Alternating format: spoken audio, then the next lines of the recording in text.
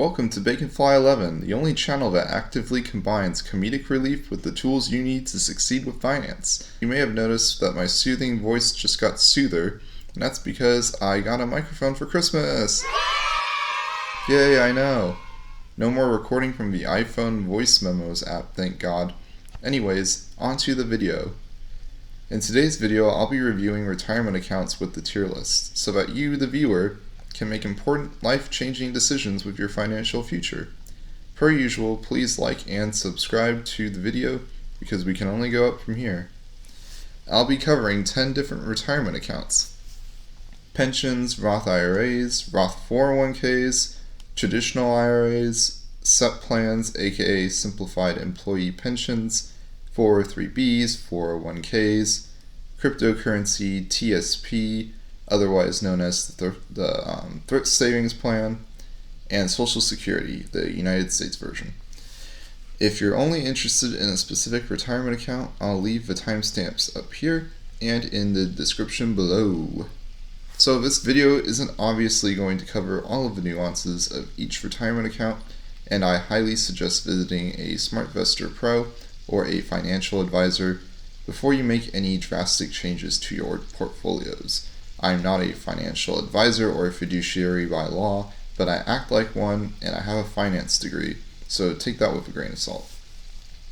First up is the Roth IRA, which is the mother of all IRA accounts. This bad boy was born in the greatest year of all time, 1997, coincidentally the year I was born. It is undoubtedly the greatest retirement account ever created thus far because of the power of compound interest. Roth IRAs, although are taxed up front, any contribution you slap into this account will grow tax-free until you die or pull out of the investment. Roth IRAs are not taxed upon withdrawal. This includes the principal as well as the earnings, which is just insanity. You can continue to put money into the account even after you have retired, which is totally superior to 403bs and pensions. You can also inherit Roth IRAs from deceased relatives, which is overpowered and is like a game changer for those living on the low income side. This means your family can generate wealth with a simple will, trust fund. As long as your children's children and beyond don't find a loophole in the family trust, your family could be the next Bill Gates in 100 years or so. This also depends on the investment made, future contributions, and the ability to move funds to newly outperforming indexes. With Roth IRAs, you can sign up with any financial institution and use almost any investment vehicle you like. This includes mutual funds, index funds, single stocks, in some circumstances I should say, REITs, which are real estate investment trusts, money market funds, bonds, life cycle funds, you name it. As powerful as Roth IRAs are, they have slight drawbacks. For one, you're required to start withdrawing money from the account at age 72 as of 2019, and if you weren't 70 and a half years old by April 1st of 2019, you had to start withdrawing at that age, 70 and a half years of age. There is a yearly cap on how much you can stash away, and that amount is $6,000 for people under 50 and $7,000 for people over 50. It's not possible to put away as much money as you'd like into a Roth IRA, unlike a 401k plan. An interesting downside to Roth IRAs is that not everyone is allowed to invest in them. Here's the chart that shows the income limits for each type of filer. Notice that by reading the brackets, Roth IRAs benefit two types of people, middle class and married folk. If you file separately and live with your spouse the same year you are filing taxes, you can't contribute to the account unless you're dirt broke. You also cannot deduct contributions from your Roth IRA because, well, tax-free growth. The biggest drawback is that whenever you contribute to a Roth IRA, it doesn't matter how many Roth IRAs or traditional IRAs you open, you can only put in $6,000 or $7,000 combined into those accounts. As an example, let's say I had a Roth IRA with Fidelity and I had a traditional IRA with T. Rowe Price, and I'm 25 years old. If I put $4,000 into my Fidelity Roth IRA, I can only put $2,000 into my T. Rowe Price traditional IRA. Even if the T. Rowe Price traditional IRA was actually a Roth IRA, same rule applies. No one is allowed to put in more than $6,000 or $7,000 a year, no matter what. Even with all these exceptions, Roth IRAs are so overpowered I'm giving this account an S tier. It is so overpowered, I think Congress created it through God's vision of a better life for average Americans. Those congressmen were praying for so long, asking for forgiveness for the crappy job they did running the country for 200 years, and decided to ask for mercy upon the American people. And that's when Jesus stood over them, giving them a congressional writing, the Roth IRA. Next up is the Roth 401k. I'm not going to go too much into depth on this one, since it's practically identical to the Roth IRA, except for one crucial fact, and that is when you sign up for a 401k with your employer, you can actually link your existing Roth IRA to it, or the employer might offer a Roth IRA, and by connecting the Roth IRA or creating one, you can actually increase the yearly amount you can place into the account. So instead of being bounded by the $6,000 to $7,000 boundary, you can flex and make it rain up to $19,500 per year. Or if you're over the age of 50, it's $26,000 per year. To top it off, the downside to the Roth 401k is that there's a max limit when it comes to employer matching. Combining your employer match and your contributions, you can only ever receive $58,000 per year in your Roth 401k, or $64,500 if you're above age 50. This is further limited if your income is lower than $58,000 per year, so it depends on your yearly salary. The limit is $58,000 or 100% of the employee's salary, whichever is lower. And obviously, if the Roth IRA got an S tier rating, then the Roth 401k, holy SpongeBob, gets an S tier. It's the most underrated, overlooked retirement plan in existence, even though Congress literally created it from the heavens to support your average Joe. Stepping away from the IRAs for a moment, we have Social Security, which shouldn't even be a retirement account, but because so many Americans are lazy, they want to rely on the American government for retirement. I have to put it in here. It's the biggest joke since the Karen was born. I mean, we're running out of funding for Social Security because of our aging population. Social Security is going to get hit big time, and there are only so many remedies to keep it from collapsing. These include raising the starting age for withdrawals, lowering the monthly checks, raising the Social Security tax, and or waiting for all the old people to croak. The last one is really messed up, but you get my point. The system was designed back in the day when the average life expectancy was lower than today's, but people need assistance now more than ever. Baby boomers are the worst off when it comes to retirement because they never had YouTube. They've never had the education to be ready for retirement. A lot of people lost money from the 2008 financial crisis, and lots of baby boomers lost their homes, retirement savings, and they even have to work at Walmart just to survive. And those people are collecting their Social Security, by the way. So if you think Social Security is going to save you, bet your sweet ass it won't. I'm going to give Social Security a D tier. I mean, it's always nice to get money in the mail, but you can't rely on this piece of crap for income, because it doesn't seem to be doing well at the moment. Next up, I want to talk about TSPs, or thrift saving plans, which is the military's pension system. I wouldn't call it a pension, but people throw that word around a lot when they talk about TSPs. It's just a special retirement account. Before I sass talk this retirement account, I want everyone listening to know that I think it's very noble to join the military, National Guard, Air Force, Coastal Guard, all the branches in general. I think you'd have to have a special calling, and that not everyone can just be called to defend his or her nation. So kudos to you guys, and you get some sweet benefits, which I'll talk about. With a TSP, there are classes of funds you can choose from, and I'm not in the military, and I never studied TSPs in school, so I can't give anyone a full deep dive into them, but I do know what classes of funds they offer. The classes of funds anyone joining the military should be aware of are the CSI funds, as I like to call them. The C fund is the equivalent of large and medium stock mutual funds, kind of like the S&P 500, so definitely pick that one. The S fund is more like the Russell 2000, so you should invest in that one. It replicates the equivalent of investing in small cap, aka small companies like the kind Amazon and Netflix were before they became worth hundreds of billions of dollars. And the final one is the I fund, which is similar to investing in international mutual funds, which are always kind of slick to have, especially when it comes to rising economies like China, parts of Africa, Korea, India, Brazil, you name it.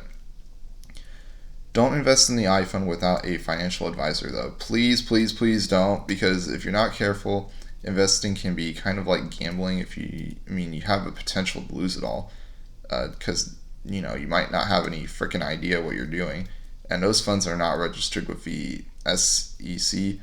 They don't follow American standards, so reading any of the financial statements could just be plain gibberish. The only downside to the TSP is that the investment options are low. You can't tap into the mutual fund markets like IRAs can, and you have to be committed to the military for 20 years, and this might sound morbid, but you have to come out of it alive. It's a decent retirement account, and I'd rate it a B tier. If you had to include all the benefits the military gets, it would be an easy A tier, but this video is just going over retirement accounts. Okay, back to the IRA. And the last IRA I want to talk about is the traditional IRA, which is the predecessor to the Roth. And, it's a great idea at first, but the idea of being taxed on your retirement account is kind of crappy. It means whenever I put money into a traditional IRA, I'm going to owe taxes on it the year that I deposited the money into the account. That means there's less money growing tax-free. It is virtually identical to the Roth IRA besides this drawback. One very powerful, unique ability that the traditional IRA has is the ability to directly roll over. Let's say I'm filing independently, but I'm married, which means the Roth IRA is trash to me, aka a piece of shit. But with the traditional IRA, I can roll over my investments into the Roth IRA once every year to get that tax-free growth. There is no income limit to a traditional IRA, and anyone can open a traditional IRA. Although your contributions are taxed per year with a traditional IRA, you can deduct the contribution or partially deduct the amount from your taxes as shown in the diagram. Keep in mind this diagram is only referring to people who had a traditional IRA linked to their 401k plan. However, if you don't have a retirement plan at work, you can deduct the full amount. You're limited to investing $6,000 into IRAs, so the deductible doesn't help too much, but it might be useful if you're teetering between tax brackets and you don't have anything else to deduct. Overall, traditional IRAs, I'm going to place them at A tier. I think they're great, but I'd rather use tax dollars rather than pay taxes in the year. The rollover ability is so overpowered though, on top of the fact that anyone with any income can open an account up. Those two factors alone make it A tier. Next are 403Bs, which are retirement accounts for people who work in the public education system, including colleges. They're also for people who work in churches or certain 501c3 nonprofits. They are also referred to as TSAs or tax sheltered annuities. And whenever I hear the word annuity, I want to jump off a cliff because annuities were created by financial pig lords as a method of destroying average Joe's lives. 403Bs can be beneficial. Some school systems might offer a designated Roth account, so you're basically contributing to a Roth IRA. There are special circumstances where an individual can pull money early from a 403B with minimal consequences if the person is experiencing a natural disaster or like a calamity or a catastrophe in their life. However, I'll never recommend pulling money out of a retirement account early because you end up hurting yourself in the long run. Finally, 403Bs are basically deferred income accounts. So for example, if I put $500 a month into the 403B and that $500 may grow over time, tax-free, but once you're ready to retire and pluck that $500 out, you have to pay taxes on it. The problem with 403Bs is that you're taxed once you start pulling money out.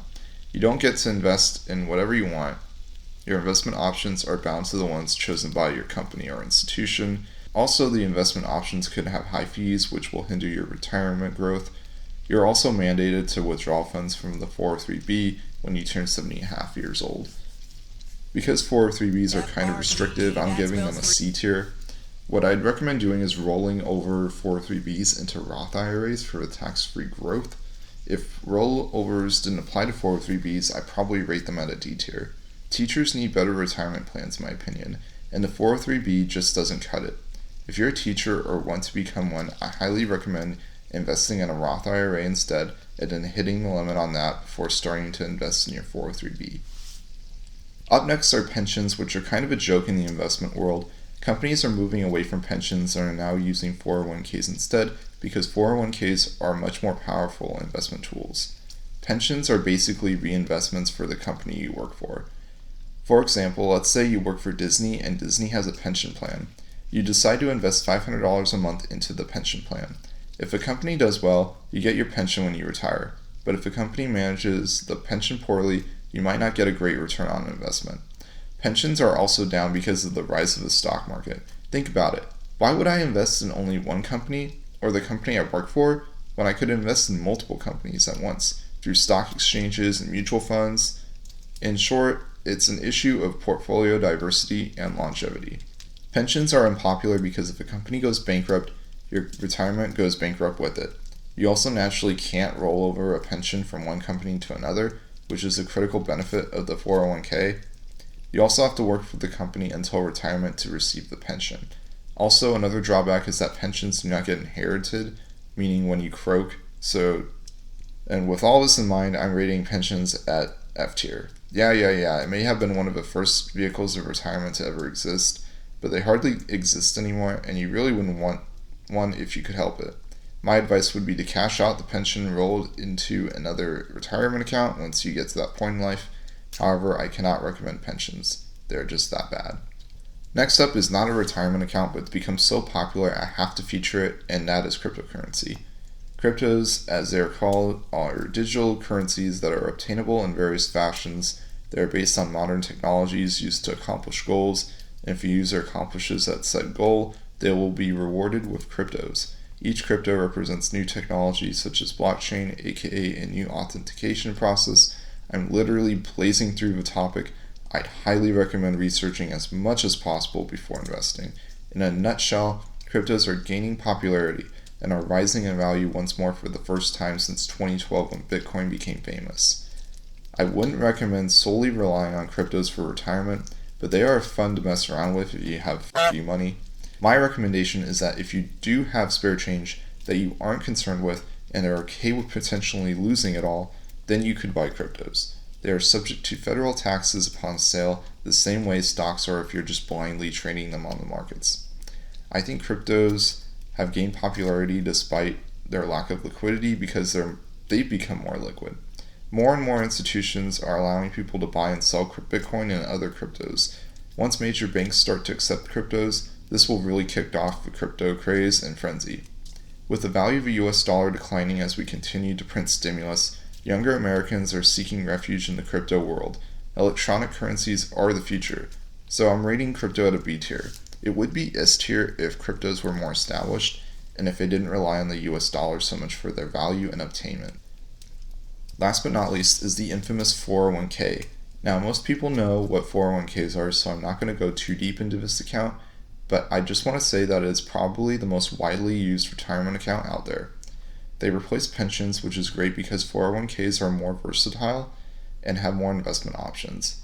However, they aren't like IRAs where the individual can directly invest in whatever he or she wants. 401ks are bound to the for-profit institution that manages the investment options your company provides you. Some options suck like life cycle funds, bond funds, life cycle bond funds.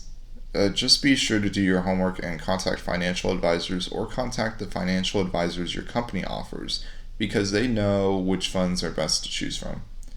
401k limits are insanely high as long as you don't invest in the Roth or traditional 401k. You can put in whatever the max your company sets it at. The company I'm employed at allows employees to put up to 75% of their salary into the 401k.